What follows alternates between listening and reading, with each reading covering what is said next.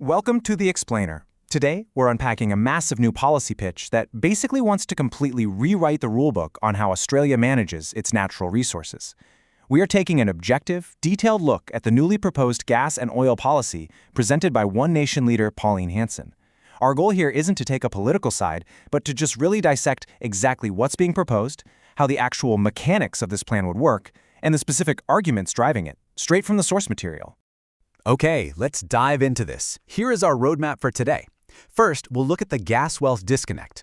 Then, critiques of rival policies, followed by the equity partnership, how ANWIC would actually work, and finally, the broader economic impacts. Starting with Section 1, the gas wealth disconnect, the paradox of Australian energy. All right, to really set the stage here, I want you to picture this number, 0.3%. That is Australia's share of the total global population. It's a tiny, tiny fraction of the world. Just keep that extremely small footprint in the back of your mind as we move on to the next piece of data. Because here is the stark contrast. Despite having only 0.3% of the world's people, Australia actually supplies nearly 10% of the entire world's exported gas. In her speech, Pauline Hanson literally describes this level of reserves as nothing short of a miracle. But, it's exactly this statistical miracle that sets up the core frustration driving their whole new policy. So what's the disconnect? Well, One Nation argues that despite this absolutely enormous resource wealth, ordinary Australian families are entirely missing out on the benefits. Citizens just aren't seeing affordable energy, they aren't seeing a reduced national debt, and they definitely aren't seeing improved public services. According to Hanson, this ongoing failure by successive governments to secure a fair share is exactly what's leading to so much public unrest right now. Moving right along to Section 2, critiques of rival policies, competing visions for energy. Now, before they actually pitch their own fix, One Nation goes hard against the approaches of their political rivals. They specifically call out Senator David Pocock, the Greens Party, and groups advocating for a 25% export tax on gas. Hanson dismisses this directly, calling it economic vandalism. Her argument is that taxing the total export value is basically designed to deliberately destroy the industry's underlying economics. But it's not just the export tax that's catching heat here. One Nation also totally rejects the government's current 20% domestic reservation policy, which they call a blunt tool. Hanson claims this rule was just thrust onto existing projects with barely any consultation, which damages ongoing feasibility, hurts smaller onshore Australian producers, and ultimately forces an inefficient oversupply that just kills competition. And this actually brings us to a massive philosophical divide. One Nation's stance entirely rejects current climate targets. Hanson characterizes the whole push to stop gas extraction as living in a ridiculous net-zero fantasy world.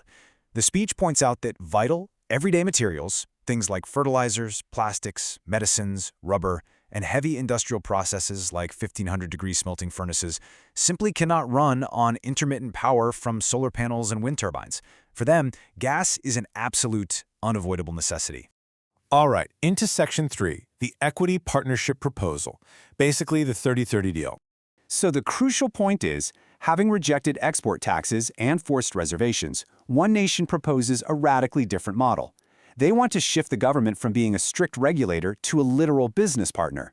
Here is the exact mechanical breakdown of this proposed deal.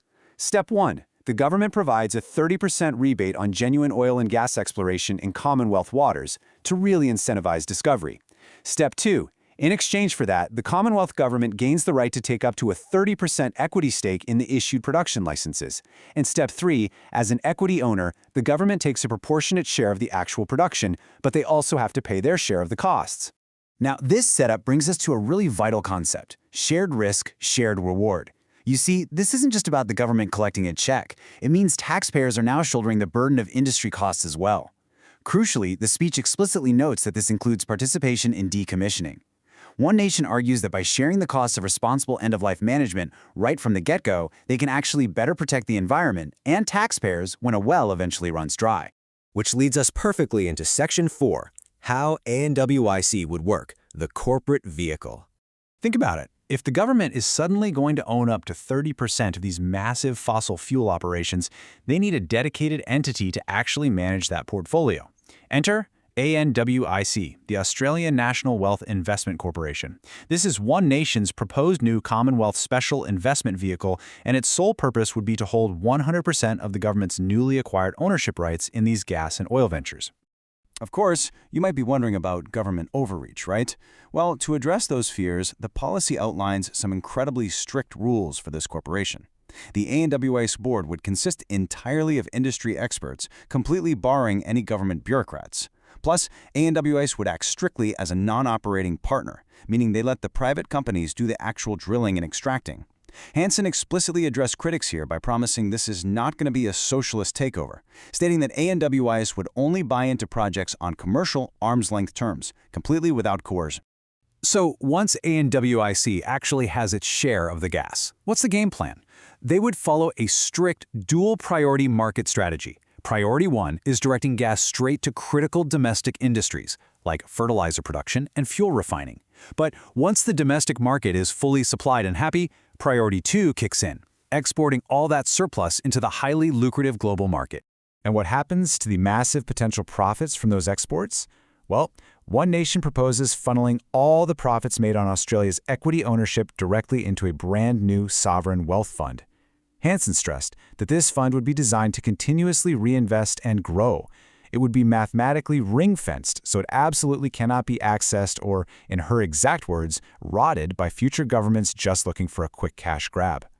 Finally, Section 5, broader economic impacts, the bigger picture. Because, look, this specific gas policy doesn't just exist in a vacuum, right? It acts as a central pillar for one nation's much wider economic and geopolitical view.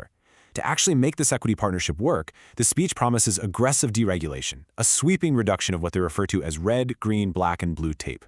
Furthermore, this entire policy relies on completely dumping Australia's net zero climate targets. They argue that removing those targets is exactly what is needed to finally provide long-term policy stability for foreign investors. And when we talk about foreign investors, geopolitical relationships are a huge piece of the puzzle here. One nation argues that current policy instability in Australia is actively driving away crucial trading partners, like Japan and South Korea, pushing their capital somewhere else. South Korea, for example, takes Australian liquefied natural gas and in return supplies Australia with essential liquid petroleum products. This new policy is designed specifically to stabilize those vital relationships by offering guaranteed predictable market rules. Ultimately, the entire pitch boils down to this one core philosophy. One nation wants the government to have skin in the game. By moving the government out of the referee's chair and directly into the player's seat, they argue they can maximize returns to the Australian people while keeping the industry itself highly motivated and heavily supported. Which really leaves us with the ultimate question, doesn't it?